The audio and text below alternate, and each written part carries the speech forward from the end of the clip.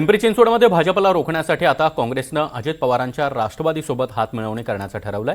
तर काँग्रेसनं राष्ट्रवादीकडे 20 जागेचा प्रस्ताव दिलाय। दरम्यान राष्ट्रवादीचे नेते शहराध्यक्ष योगेश बहल यांनी नव्या युतीचे स्पष्टपणे संकेत दिले। या निवडणुकांमध्ये उमेदवारांना नागरिकांपर्यंत पोहोचवण्यासाठी केवळ 10 ते 12 दिवसांचा वेळ मिळणार आहे। आतापासूनच राष्ट्रवादीच्या इच्छुक उमेदवारांसह लोकांच्या भेटीगाठी घ्यायला सुरुवात झाली आहे आणि याचाच आढावा घेतला आमचे प्रतिनिधी सूरज कसबे यांनी।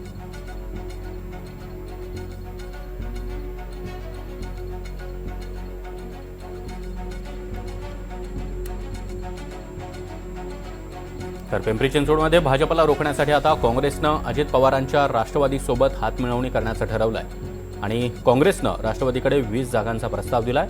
राष्ट्रवादीचे नेते शहराध्यक्ष योगेश बहल यांनी या नव्या युतीचे संकेत दिले आहेत। या निवडणुकीमध्ये उमेदवारांना नागरिकांपर्यंत पोहोचण्यासाठी फक्त 10 ते 12 दिवसांचाच कालावधी मिळणार आहे। त्यामुळे आतापासूनच राष्ट्रवादीच्या इच्छुक उमेदवारांसह नेते लोकांच्या भेटीगाठी घेताना पाहायला मिळत आहेत।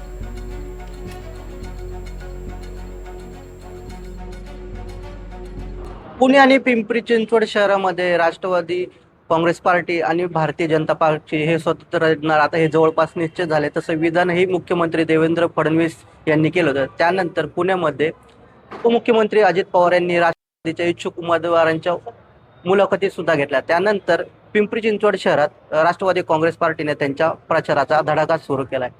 आजपासूनच खऱ्या अर्थाने या प्रचाराला सुरुवात झाली असं म्हणावं लागेल, कारण राष्ट्रवादी काँग्रेस पार्टी अजित पवार गटाचे शहराध्यक्ष योगेश बहल आणि त्यांच्या सहकाऱ्यांनी कासारवाडी परिसरातून मंदिरात जाऊन देवदर्शन करत या प्रचाराचा शुभारंभ केलाय। आपल्यासोबत राष्ट्रवादी काँग्रेस पार्टी अजित पवार गटाचे शहराध्यक्ष योगेश बहल।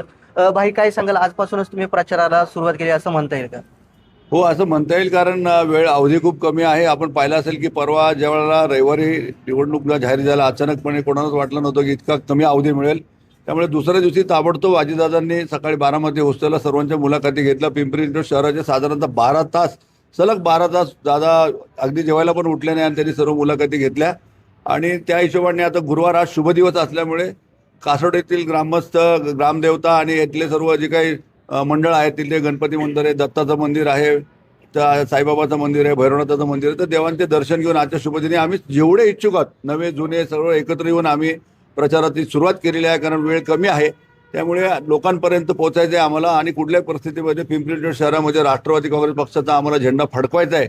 त्या अनुषंगाने या शहराचा अध्यक्ष या नात्याने मी ही सुरुवात केलेली आहे। या निवडणुकीच्या निमित्ताने निर्माण झाली आणि हा बालेकिल्ला पुन्हा आपल्या हाती घेण्यासाठी अजित पवारांची राष्ट्रवादी आता सज्ज झाल्याचं पाहायला मिळतंय। सूरज कसबे, NDTV मराठी, पिंपरी चिंचवड।